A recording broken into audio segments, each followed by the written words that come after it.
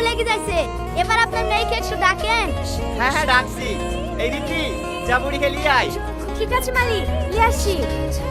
তো বাপ তুমি কিসে চাকরি করো? আমি চাকরি করিনি তো, ঘটক আপনাকে বলেনি।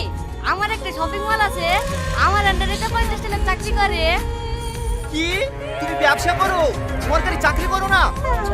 না তো, চাকরি কেন করতে যাবো? এত সুন্দর ব্যবসা তুই। এই রীতি যা বুড়িকে ঘরে নিয়ে যা। তুমি ব্যবসা খেলছে না মানে দিতে না। এই ঘটক, বয়সের সাথে সাথে তোমার বুদ্ধি হয়ে গেছে নাকি? তোমাকে আর আগে বলিনি আমি সরকারি চাকরি করি, আমার মেয়ের বিয়ে যদি দিতে হয় সরকারি চাকরি করা ছেলের সাথেই দেবো। তা বলিস, কিন্তু এই ছেলেটাও খারাপ না, মাস গেলে 2 লাখ টাকা ইনকাম করে। 2 লাখ টাকা ইনকাম করে ঠিক আছে, কিন্তু কাল যদি ওর ব্যবসা বন্ধ হয়ে যায় আমার মেয়েকে খাওয়াবে কি? এক্ষুনি বেরো আমার বাড়ি থেকে। যদি কোনো সরকারি চাকরি করা ছেলে পাও তবে আসবে আমার বাড়ি। ঠিক আছে, চলো ভাই।